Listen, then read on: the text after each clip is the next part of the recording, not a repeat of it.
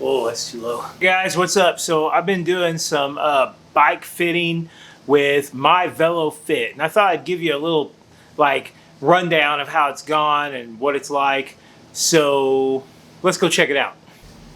Okay, so My Velo Fit is AI, but it's not really. I mean, AI is kind of stupid. it's an algorithm. It has some image recognition built in. And I guess you could call it AI if you want, but I think it's been around before the AI explosion in popularity here recently. So what it does is, like, if you go get a traditional bike fitting from like an old school bike fitter, they use a bunch of tools and they measure angles while you're sitting on the bike and figure out your measurements and angles that way. If you get a more modern, kind of fit, then the bike fitter will attach little targets to your knee and like all the different, each joint that they're measuring. And then when they record you riding, use laser, all kinds of technology to figure out, where those points are moving in space and graph it onto, with a camera so you can see what that looks like. And this does the same thing without having to have those points. You don't have to have actual dots. It somehow can figure out like where your hip is, where your knee is, where your elbow. It can recognize these joints in space. And you don't really have to do a whole lot to make it work. But let's go back. Why did I even want to do this in the first place? This is the saddle on my tarmac, and this is what I rode the other day for 133 miles when I did the ride across Illinois that my club does every year.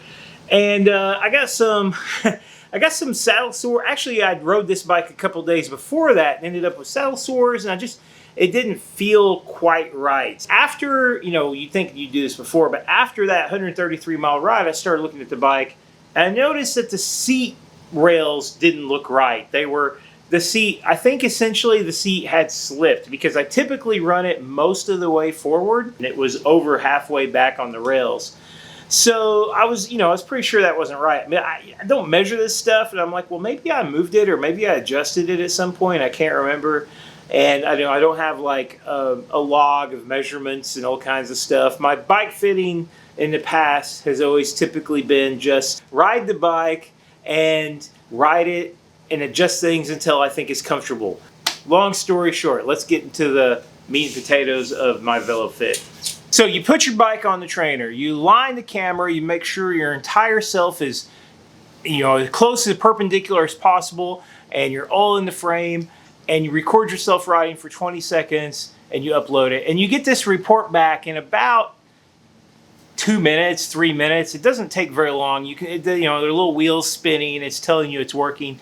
And when it comes back, it says, recommended adjustments. And the first time I did it on my tarmac, guess what the recommended adjustment was? Move the seat forward 5 millimeters.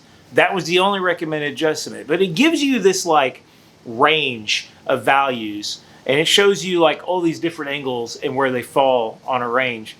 And there was a few obvious things when I started looking at, first off, almost my arms were about 170 degrees, which was like the very edge of what they thought your arms should be. They're supposed to have a little bit more bend, maybe like 160, 150 degree bend, instead of 180 would be perfectly straight out. And then my back was fairly low. It was a little bit close to the edge.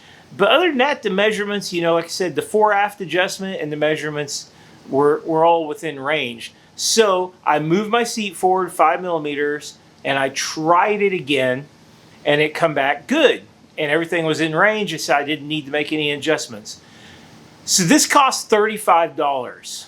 And on one way you could look at it is it was $35 to find out something that I already knew. I was 99% sure my seat had slipped back on the rails. This happens when you're a big, strong guy like me. You push the seat back on the rails over time, I guess. And so I moved it forward, and I knew that was probably why I wasn't feeling quite right on the back. A little lower back felt a little too tight, and saddle sore issues, and just that kind of stuff all come from that. The pricing for My Velo Fit is kind of interesting. $35 for 2 weeks of use. It's only for one profile, and so you can only set up one bike profile and upload adjustments for that one bike profile. If you want the full plan, the pro plan, it's $75 and it lasts all year, and you could do multiple different setups. Like you could do mountain bikes, time trial bikes, road bikes, whatever. And so here's a little trick I found. This is not exactly honest, but it's an algorithm, the AI, whatever it is. It doesn't know what bike you're riding. So you can do all your road bikes and measure them and check them out. And that's really interesting because I really wanted to see how my measurements came out on all my different, I have 3 different road bikes. And it was really interesting. Everyone was little differences here and there, but they're all pretty much in the right range of, and they almost all had the exact same problem, and the seat was almost always a little too far back for every one, which, that was all that needed to be adjusted pretty much on every one. So that was really interesting. But I would say overall, the $35 plan for 2 weeks is, especially if you're kind of new to bike fitting and you haven't really, you don't really know what you're doing very much, I think it's probably a great idea. But there's some problems with it. You have to be somewhat technical. It's not like paying somebody and they walk you through it. You have to kind of figure this stuff out on your own. You have to know how to make adjustments to your bike. You have to be consistent. You have to set up the recording right. So you need to be kind of technical. I would say that I wouldn't call my bike fit, my Velo Fit, I wouldn't call it a bike fitting. I would call it a tool so you can do your own bike fitting. It's basically giving you access to the same tools that a bike fitter would have. And it does give you a lot of information to guide you through the process and explain, if you move this forward, this will fix that. And it does give you a lot of really good information. Problem number 2 with it, it's a little clunky. And when I say that, I had several uploads where it just kind of hung for a second. Like I waited and waited and waited, nothing happened. I went and refreshed it, and then it pops back up, and it did work. It always worked, but sometimes it was a little clunky. But other than that, it's fine. Problem number three, and that is not really a problem with the service itself, but just, is it really necessary?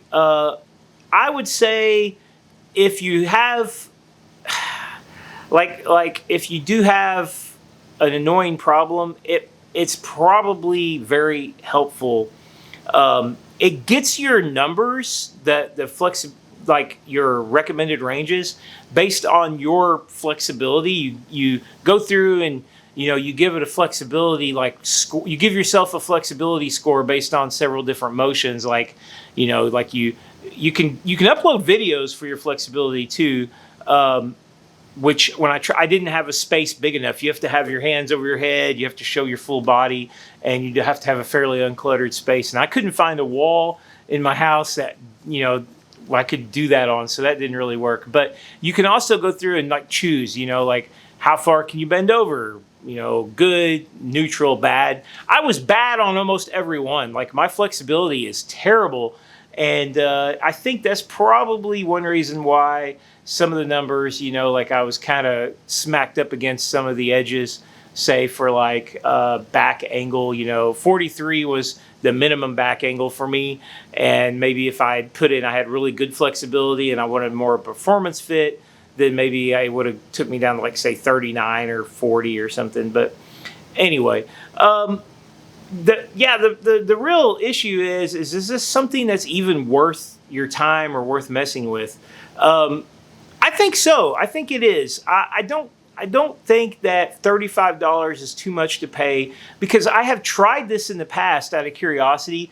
I videoed myself in the past, and I tried taking images from the video and drawing straight lines with a graphic design program, and then using angle measurements and printing it out and trying to measure the angles. And the amount of time to get one frame it would take longer than this thing does the entire video for you. And then it's got a really, really great comparison system where you can go back and compare all the different ones. If you really I think the $75 is also well worth it, especially if you had, like, say, a time trial bike, or you wanted to fit multiple bikes and have a better record of the fit.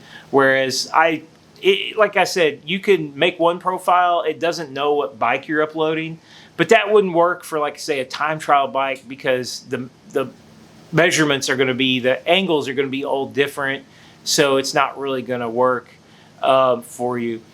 I would say that if you really seriously had big issues with your fit that you wanted to solve, or if you just wanted more useful feedback, I would say actually spending the money for a real fit would probably be better. But this is great for somebody like me who kind of knows what they're doing, is kind of technical, not afraid to adjust their bike. One thing you might run into too with this system, though, is that on a modern road bike, you might need to swap stems, get more spacers, adjust things you don't have. So on an old school bike like this one, where you can just move the quill up and down, it's a lot easier to play around with, like, some of the aspects of fit. For instance, this one, I had it here. I had a back angle of like 43, which was like right at the edge of what it said I should, the lowest back angle I should have. And in fact, it was the lowest back angle of all my bikes. And then I raised it probably, probably 30 millimeters, I'd say, 35 millimeters. And it took my back angle up to like 48 or something, which is much more neutral. And I don't know if that stem, it's a really, really long stem. So I guess it's okay like that. I'm going to try it on some rides and see if it's a little more comfortable. So I would give the $35 2-week plan with My Velo my seal of approval. I think it's worth it, and definitely pretty interesting to look at. So I'd give it a try if you want to try messing with your fit. See ya.